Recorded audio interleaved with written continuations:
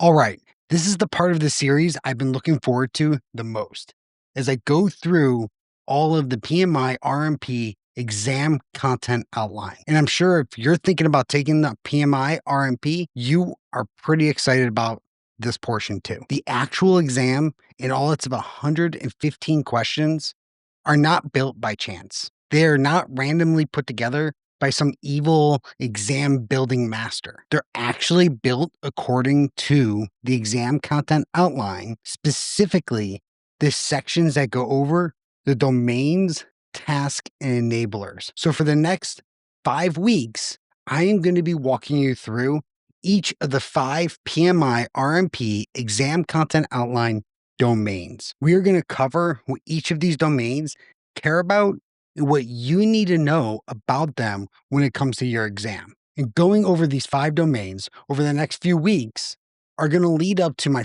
first RMP exam prep course, which you can find a link to, and actually all future RMP exam prep courses and my PMP courses using the link down in the description. Also, now is a great time for me to remind you to like this video and subscribe to this channel. And make sure you hit that bell for future updates so you don't miss any other videos I put out there. Now, let's jump into domain 1, risk strategy and planning. If you get this domain right, every other part of the RMP exam gets easier. Domain 1 of the PMI RMP exam content outline is all about how you set the tone for the rest of your project. It's 22% of the exam, and it's where PMI looks to make sure that you understand how strategy drives everything else in the project. Identification, analysis, response, monitoring, all these different aspects. Most of the time, we love jumping straight into the action parts. We like to just start building a risk register right in the beginning of our project. It's what our stakeholders want to see, right? They want to see something they can use. But that's like packing for a trip without actually knowing the destination. Before you start listing risks, you have to know what the organization's appetite, thresholds, culture, what exactly are they thinking about when it comes to risk management. And that's what this domain is testing, your ability to think before you act. This domain is where we set up our framework for managing risks.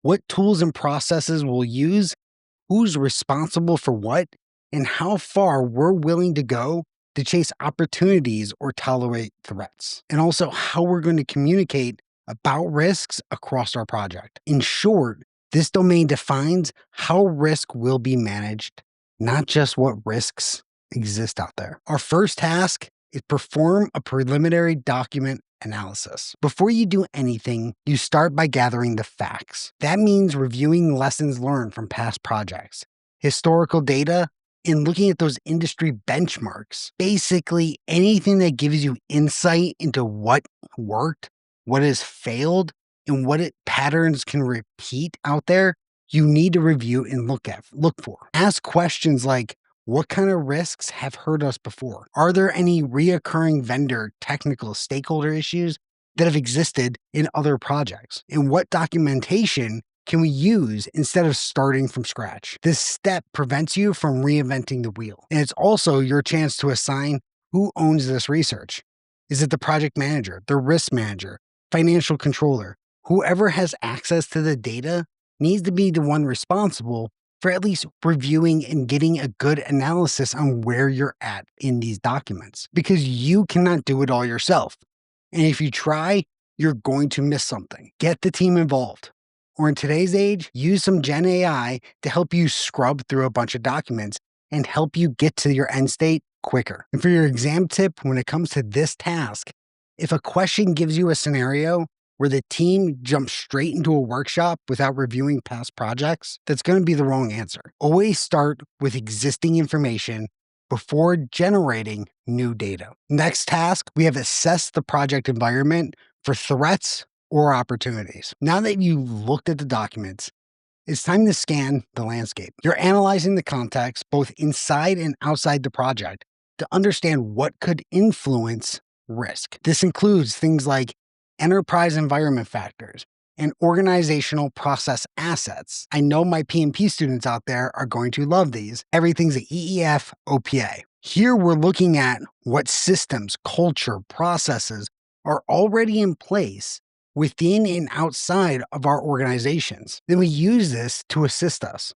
We use planning frameworks like PESTLE and SWOT analysis to capture those external conditions. And then we assess our organizational risk culture and maturity. This is us just taking a quick look at our stakeholders and determining their interest and influence around risk management and making a call on our organization as being things like risk adverse or risk tolerant. This is where our strategy starts getting a little more specific. Risk appetite, or how much uncertainty the organization is willing to take on, is different than risk threshold, which is the limit before you escalate a risk. Two factors that you need to know about your organization and your senior stakeholders are this risk appetite and risk tolerance. An example for this would be your organization may have a moderate risk appetite for a scheduled risk, but only a 5-day threshold before it requires some level of escalation. So as a risk manager, you're going to facilitate conversations to align everyone, and that often means mediating conflict between stakeholders and with those different types of tolerances. On your exam, if the question involves a disagreement about acceptable risk, the correct action for you is to facilitate alignment. You are probably the smartest person in the room, but it is not your job or your role to unilaterally set the threshold yourself. This is why we have stakeholders. So you need to learn and understand their thresholds and their appetite when it comes to risk. All right, now we're moving into task 4, where we need to establish the risk management strategy. This is where you start defining the overall game plan. Here, you're determining the processes and tools that you're going to use and what templates and forms support them. We're looking at which risk metrics actually matter for us in our project and how risk categories will be structured within our risk breakdown structure. You're leaning into your coaching. You're coaching your team, leading them to understand what good risk management actually looks like in practice. Because remember, being a PMI RMP comes with responsibility. The responsibility to show your teams and organizations what right looks like when it comes to risk management. An example for your exam is you have a predictive project that has detailed documentation and risk reviews in each phase. In agile or hybrid projects, you have a running lighter touch, continuous identification during those retrospectives. And the key is tailoring. The best strategy means you are adjusting and finding what fits for your project's methodology and culture. And next we have task 5, document the risk management plan. Once your strategy is defined, it needs to live somewhere. What's not documented doesn't happen. And that's why we have a risk management plan. Your roadmap for how the team was going to handle risk throughout the project. It's going to define the roles and responsibilities, often using something like a RACI chart. Then you're going to have stakeholder empowerment. How are you going to educate and involve them in this process? Think of your risk management plan as a playbook. When something uncertain happens, this document tells the team exactly how to respond. So for your exam, if you see a question where someone creates a risk register before the risk management plan exists, that's out of order. The planning always has to come first. And the last task we have in domain 1 is plan and lead risk management activities with stakeholders. You can't just fully rely on building documents. We all know that.